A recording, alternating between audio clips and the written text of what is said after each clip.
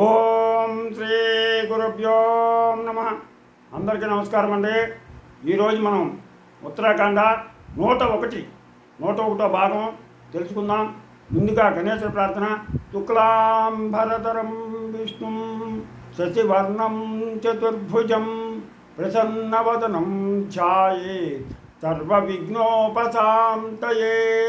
గురుబ్రహ్మా గురుర్విష్ణు గురుర్దేవో మహేశ్వరః గురు సాక్షాత్ పరబ్రహ్మ తస్మై శ్రీ గురవే నమః. శ్రీరామ జయ రామ జయ జయ రామ శ్రీరామ జయ రామ జయ జయ జయ జయ రామ. శ్రీరామ రామ రామేతి రమే రామ మనోరమే సహస్రనామ తత్తుల్యం శ్రీరామనామ వరాననే. హరి ఓం. ఈరోజు మనం ఉత్తరాఖండ 101వ భాగం తెలుసుకుందాం. భరతుడు ఇలాగా తాతగారు ఊరు చేరాడు. ప్రఖ్యాత బలైనటువంటి భరత యుధాజిత్తులు ఇరువురు ఇట్లు వేగముగా వెళ్ళి గంధర్వపురమును ముట్టడించగా వారును యుద్ధోత్సాహంతో బలముతో భటులతో బయలుదేరి 7 దినములు వెనుకంజ వేయక యుద్ధము చేయగా విండ్లు శక్తులు ఖడ్గములే మొసళ్ళుగా రక్తప్తేరు మానవ కలేబరములతో అడ్డు లేకుండా అన్ని దిక్కులందు గగుర్పాటు కలిగించినట్లు ప్రవహించను.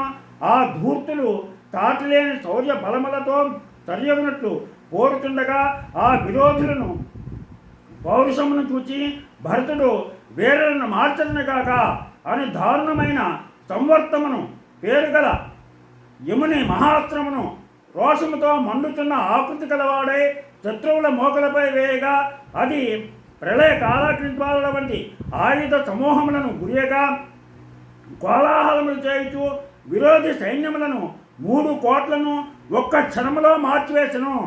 దేవతలు పూర్వమిచ్చి దానిని చూచి ఉండలేదనుకుంటుండగా భరతుడు విరోధులను జయించి ఆ 2 నగరములందు తన 2 పుత్రులను తక్షశిలయందు, తక్షశిల ఇప్పుడు టాక్సిల్ అని చెప్పేసి పిలువబడుతుంది. తక్షుడను పుత్రుని, పుష్కలావతి యందు పుష్కలుడు అను పుత్రుని ధనము రత్నములు వనములు మొదలగు వానితో నిండి ప్రకాశించు గాంధార దేశమున పట్టాభిషిక్తులను చేశాడు. తన పుత్రులిద్దరిని ఆ 2 రాజ్యాలకే పట్టాభిషేకం చేశాడు. పాపము లేని వ్యవహారముల చేతను మిక్కిలి సుందరమైన ఉద్యాన వనముల చేతను చక్కగా ఏర్పడబడిన అంగళ్ళ చేతను కొత్తలైన గోపురముల చేతను చూడగా ఇంపు కల్పించి ఎండ్ల చేతను మనోహరములైన దేవాలయముల చేతను తమాలాది సుందర వృక్షముల చేతను ఒకల పుష్ప సుగంధముల చేతను ఒకదానితో ఒకటి పోటీ పడుతున్నవా అన్నట్లు వాదులాడుతున్నవా అన్నట్లు ఆ 2 పట్టణములు వృద్ధి చెందుతుండగా భరతుడచ్చట 5 సంవత్సరములు ఉండి తిరిగి రాముని వద్దకు వచ్చను. అట్లు వచ్చి ధర్మమూర్తి అయిన అన్న పాదములు యందు వ్రాలి మొక్కి అన్న మనస్సులో పొంగిపోవునట్లు తాము విరోధులను వధించుటయు తన పుత్రులను ఆ పురములందు నిలుపుటయు సర్వమును వినిపించను. దీంతో మనకి ఈరోజు 101వ భాగం పూర్తయింది. మీరందరూ కూడా ఎంతో భక్తి శ్రద్ధలతో ఈ ఉత్తరాఖండ వింటున్నారు. మీరు వింటమే కాకుండా 10 మందికి దీన్ని వినిపించండి. అలాగే మీ పిల్లలకి ఖాళీ సమయంలో ఈ ఉత్తరాఖండ గురించి కూడా తెలియజేసి మన సనాతన సంప్రదాయాలు విలువలు వాళ్ళకి తెలియజేస్తారని ఆశిస్తూ, మీకు నా ఛానల్ కనుక నచ్చినట్లయితే సబ్స్క్రైబ్ చేయండి. అలాగే లైక్ చేయమని కోరుతూ మీ రాపాకుండా